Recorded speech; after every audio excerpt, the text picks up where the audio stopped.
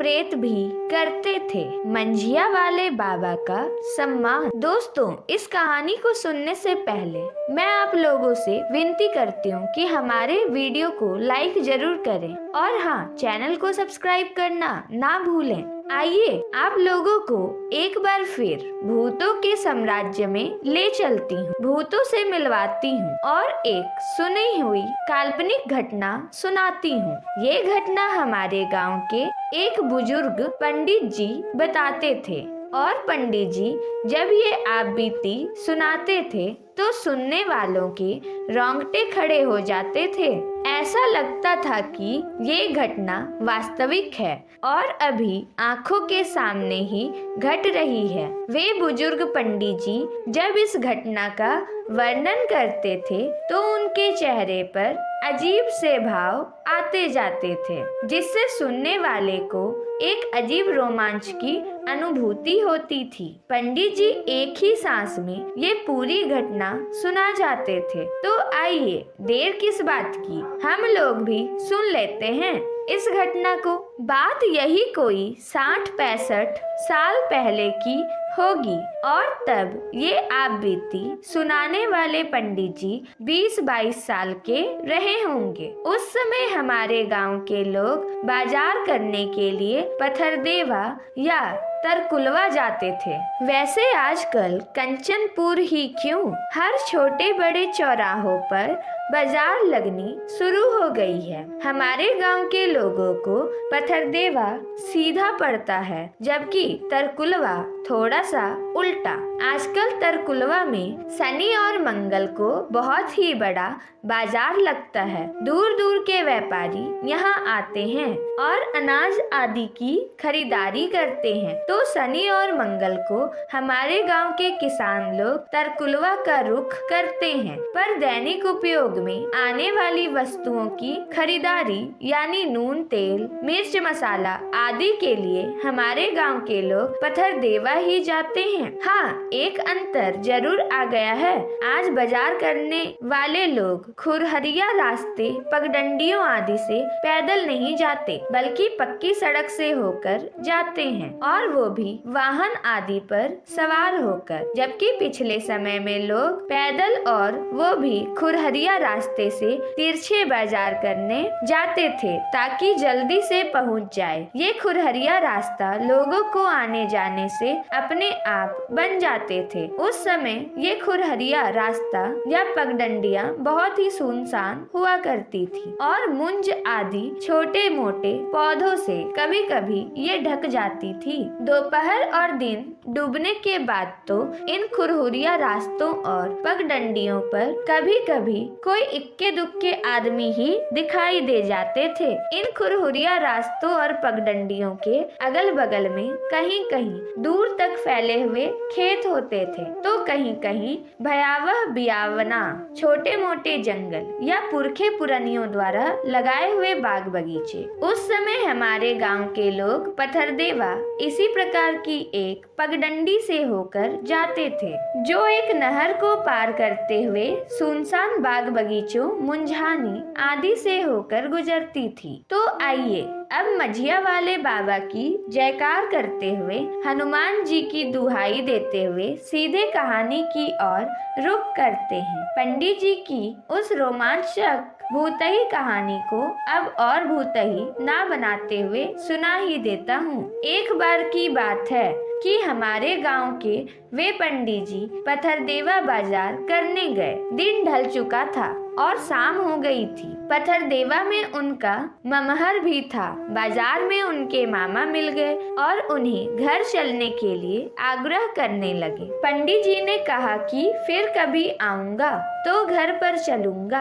अभी मुझे कुछ जरूरी सामान लेकर घर पर जाना है, क्योंकि मैं अक्सरुआ आदमी हूँ और घर के साथ गाय गोरू की भी देखभाल करनी है। पर पंडित जी के मामा नहीं माने और उन्हें अपने घर पर लेकर चले गए। पंडित जी जल्दी जल्दी में मामी का दिया हुआ भूजा बरी खाए, रस पिए और फिर आने का वादा करके वहाँ से चल दिए। उनके मामा ने कहा कि रात हो चुकी है, कहो तो मैं चलकर छोड़ देता हूँ या रुक जाओ, कल चले जाना। पर पंडित जी को तो अपनी गाय दिखाई दे रही थी जो दोनों जून लगती थी और एकवड़ हो गई थी। पंडित जी अपनी निडरता का परिचय देते हुए मामा से बोले कि मैं अकेले चला जाऊंगा, आप कष्ट ना करें। इतना कहकर पंडित जी मामा के घर से निकलकर अपने गांव की ओर चल दिए। अब लगभग रात के 1-2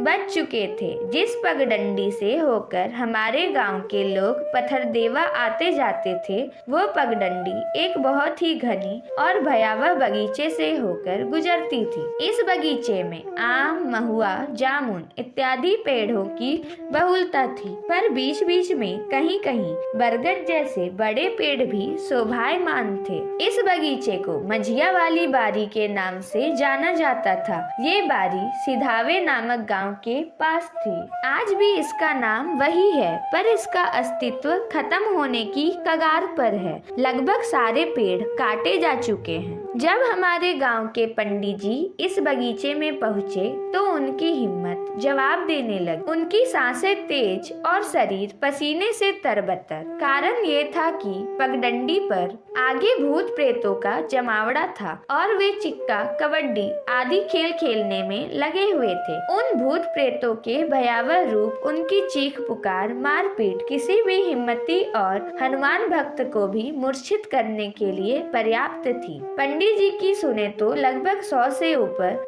भूतनी थे और ऐसा लग रहा था कि मेला लगा हुआ है। भूत प्रेतों की डरावनी आवाज सुनकर ऐसा लगता था कि कलेजा मुंह को आ जाएगा। पूरा शरीर कांपने लगा।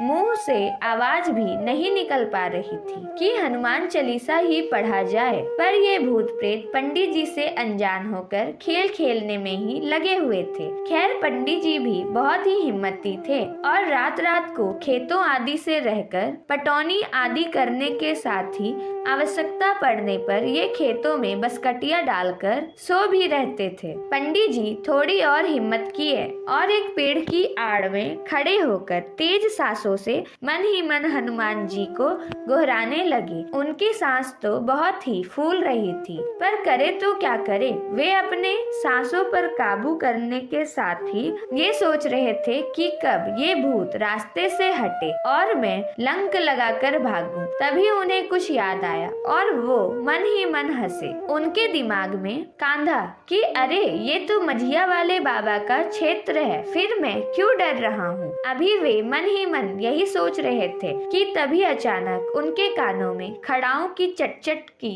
आवाज सुनाई देने लगी। खड़ाओं की आती इस आवाज से उनका डर थोड़ा कम हुआ और कुछ हिम्मत बंधी। धीरे धीरे वो आवाज और तेज होने लगी और देखते ही देखते उनके पास एक स्वर्ण शरीर का लंबा चौड़ा व्यक्ति जो केवल एक सफेद धोती पहने हुए था और उसके कंधे से सफेद गमछा झूल रहा था प्रकट हुआ। उसके ललाट का तेज उस अंधियारी रात में भी स्पष्ट दिखाई दे रहा था। उस अलौकिक आत्मा के दर्शन मात्र से पंडित जी पूरी तरह से बेखौफ और आनंदित हो गए और बार बार उस स्वर्णिम विराट पुरुष के मुखमंडल की ओर नजर ले जा रहे थे। पर उस विराट पुरुष के मुखमंडल पर इतना तेज था कि पंडित जी की आंखें टिक नहीं पा रही थी और वो चौंधिया रही थी। पंडित जी के अनुसार उस महापुरुष के पूरे शरीर से ही आभा निकल रही थी। पंडित जी अभी कुछ कहते उससे पहले ही उस अलौकिक पुरुष ने पंडित जी से पूछा,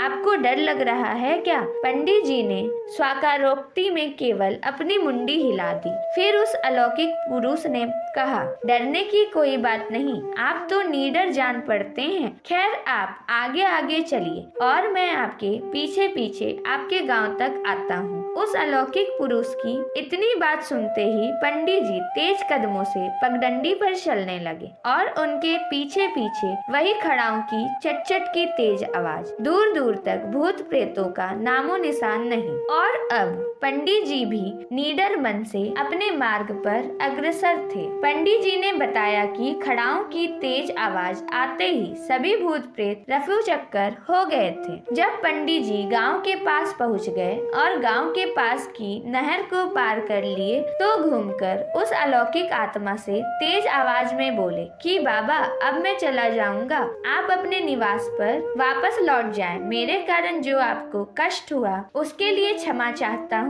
उस समय वो आत्मा उनसे कुछ 20-25 मीटर की दूरी पर नहर के इस पार ही थी। इसके बाद पंडित जी उस महामानव को प्रणाम किए और घर की ओर तेज कदमों से चल पड़े। उनको कुछ दूरी तक तो खड़ाओं की आवाज सुनाई दी। फिर कुछ देर बाद वो खड़ाओं की चटचट आवाज अंधियारी रात के नीरव में कहीं खो गई। पंडित जी उस अलौकिक आत्मा का मन ही मन गुणगान करते हुए घर पहुँचे। वे बहुत ही प्रफुल्लित लग रहे थे। सुबह सुबह ये बात पूरे गांव में फैल गई। उनके घर और गांव गड़ा के लोगों को पूरा विश्वास था कि मझिया वाले बाबा ही थे, क्योंकि मझिया वाले बाबा का सम्मान सब लोग करते थे, यहाँ तक कि भूत प्रेत भी। तभी तो उस रास्ते में कोई भी आसानी से कभी भी आ जा सकता था और भूत प्रेत भी मझिया वाले बाबा के डर से किसी का भी नुकसान नहीं पहुँचाते थे। हाँ, ये अलग बात थी कि इन भूत प्रेतों से लोग खुद ही